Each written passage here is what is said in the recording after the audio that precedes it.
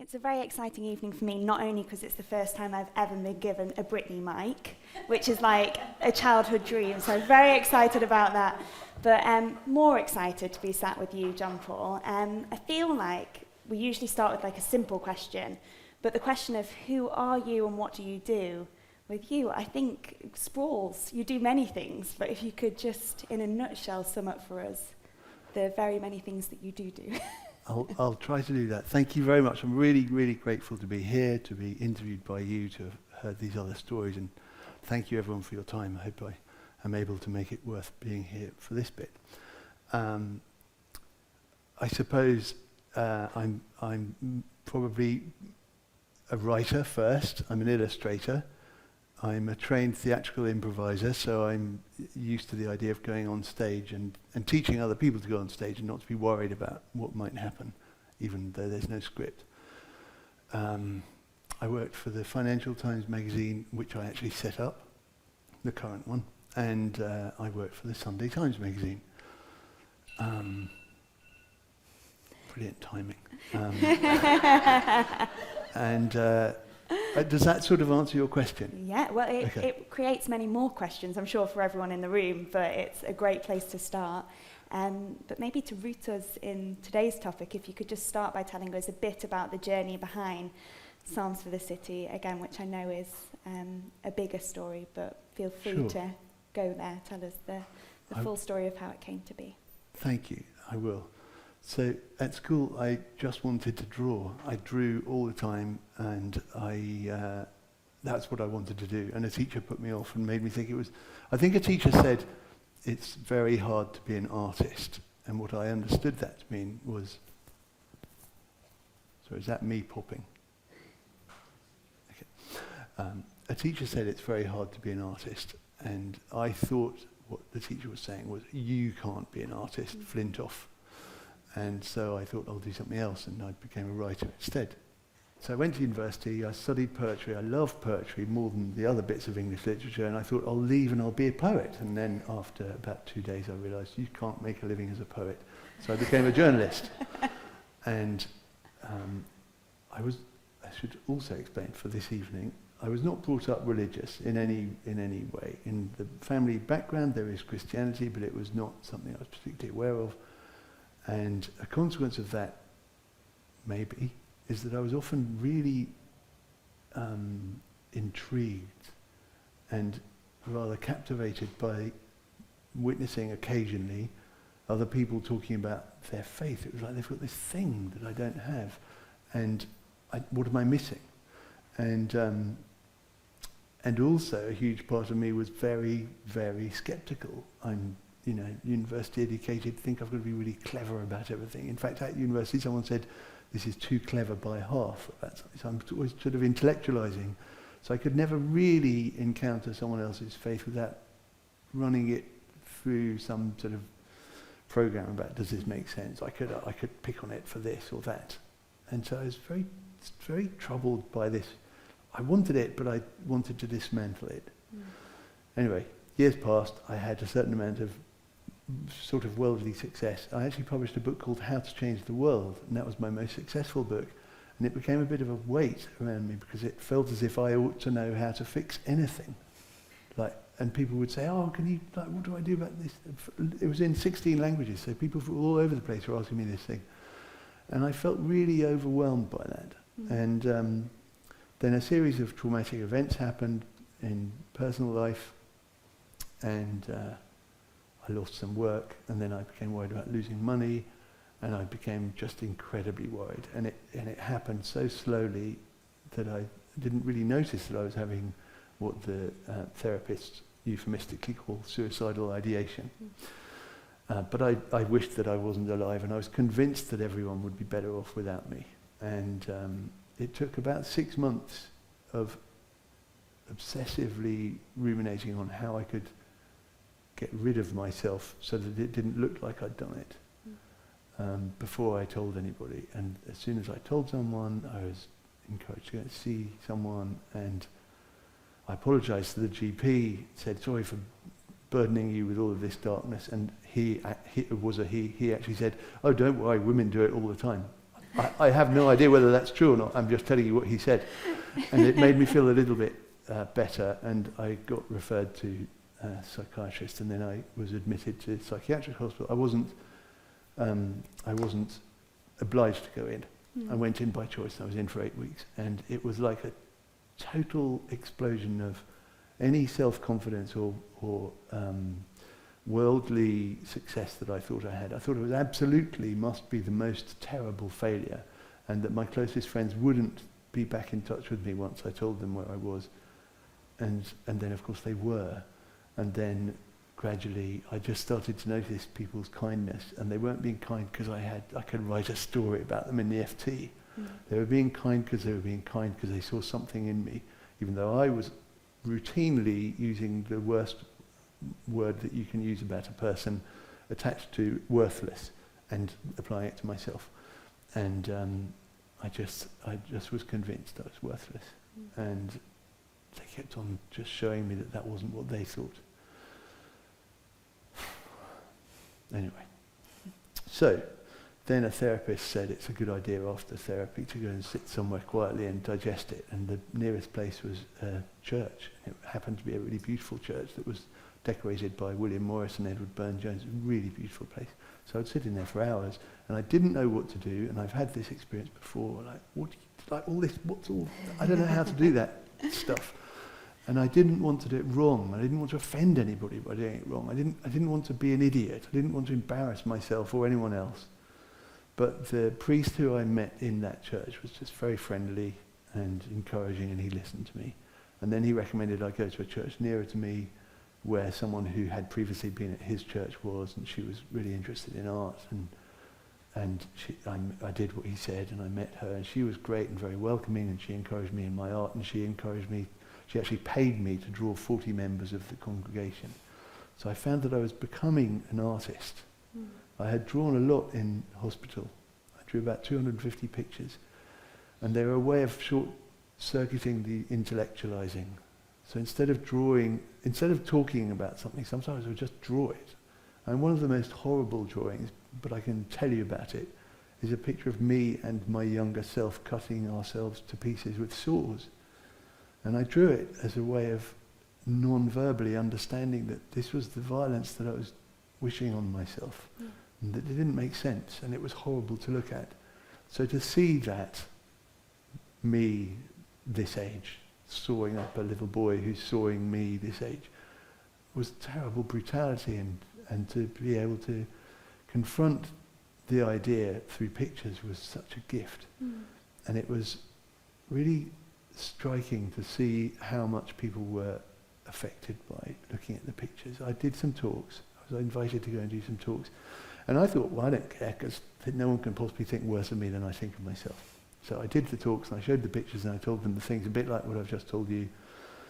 And I felt a salutary, welcome, warming sense of shame that I could have thought that about myself, that I would want to saw myself up to bits. It was just enough shame to make me think, I've been given this life. I didn't choose this life. I didn't have the wit or the cleverness to make myself alive, to be a person who can draw pictures or anything like that. I'd experimented with a variety of different faith traditions over the years, and so one of the things that I'd often heard was you should be grateful, practice being grateful. And it just didn't work. One of the poems in the book is about how can I be grateful if I don't know who I'm being grateful to? I still don't know exactly who I'm being grateful to, but if I use the word God, as I understand God, I'm definitely grateful to God, who seemed to have given me this life and some talents which I'm able to make use of, and this English language which I love playing around with. I love playing around with it. I like making patterns out of the sounds and thinking how the sounds and the words and the consonants and the vowels and the letters lead me to a new understanding of something I didn't even know before. And that's just brilliant. It's like, oh look, that's what I think. By drawing a picture and then writing the words for it, or writing the words and then finding the right illustration for it.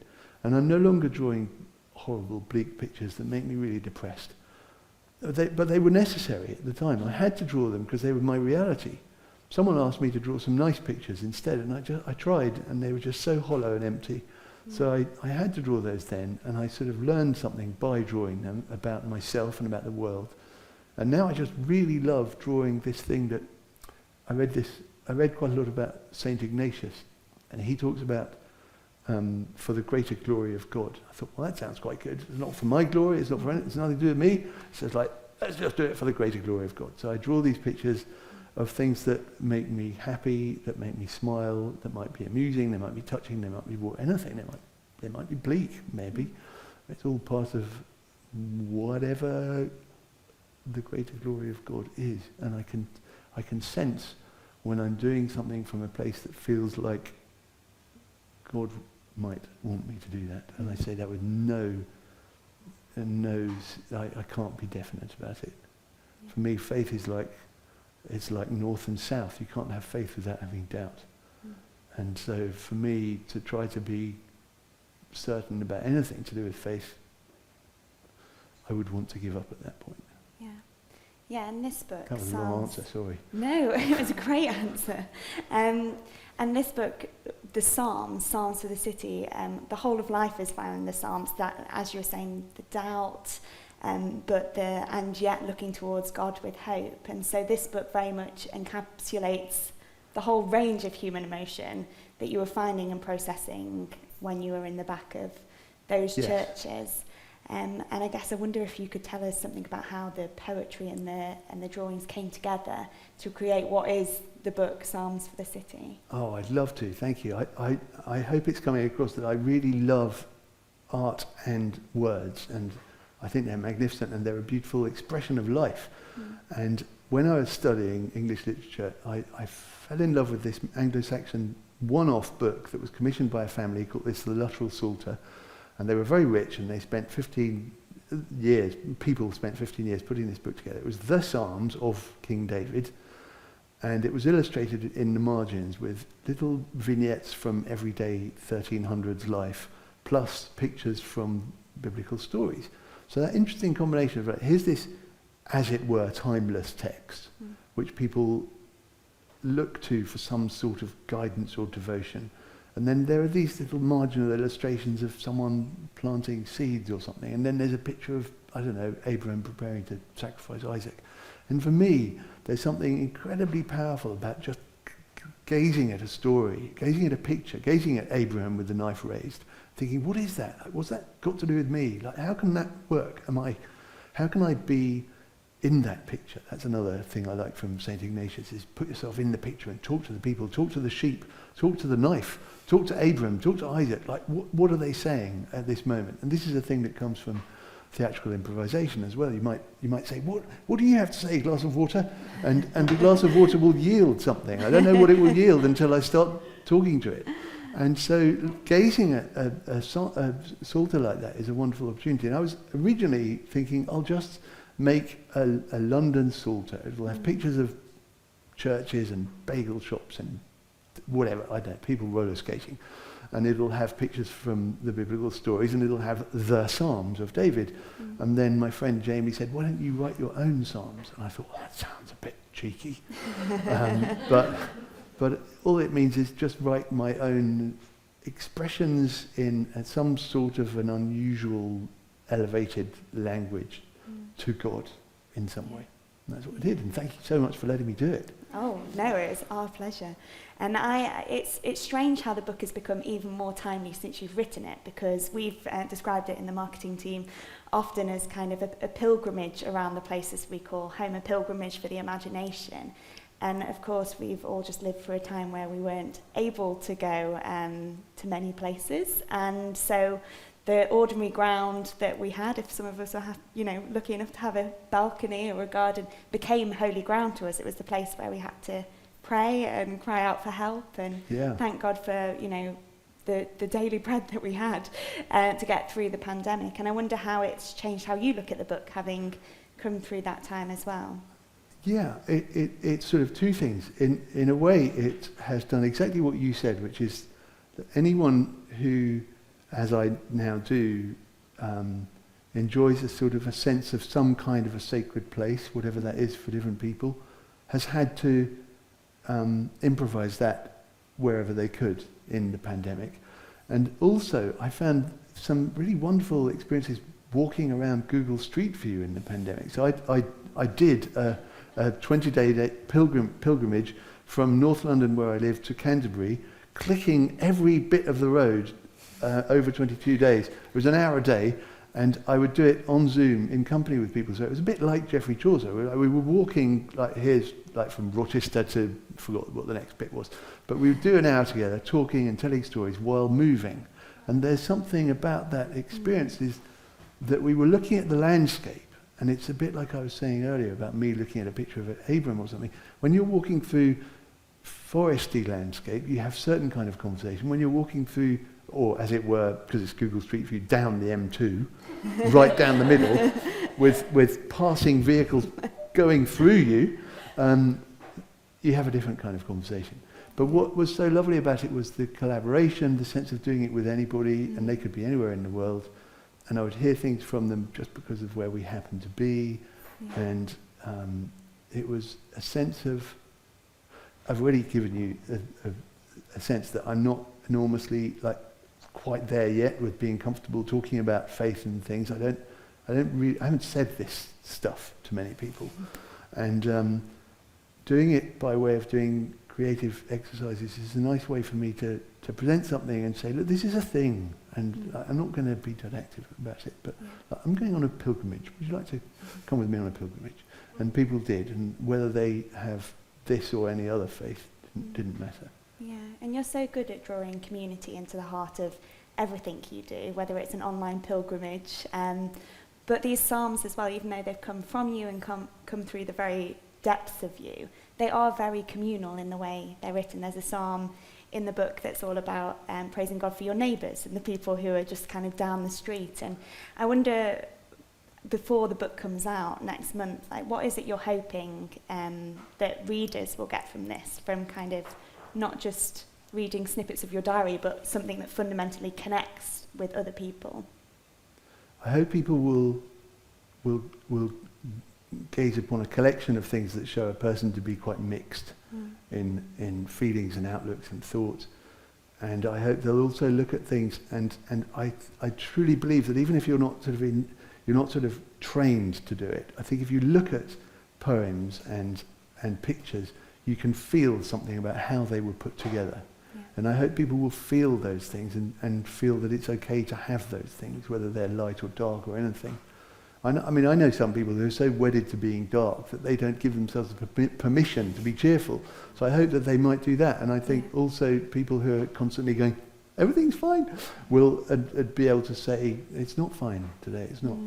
Yeah. So just be real, I suppose, is what I'm talking about. Yeah, that's a lovely heart that comes through the book and everything you do. And I know for us at SPCK, this book breaks the mould in many ways. And John Paul has a hot off the press edition of this book that is currently travelling to us. Rike can tell us exactly where it is in the world, but do take a look at that after we've finished talking to John Paul, because it really is a spectacular so proud of book. it. I'm really, really happy with it. I am living the dream. I wanted to be an illustrator. I wanted to write poems.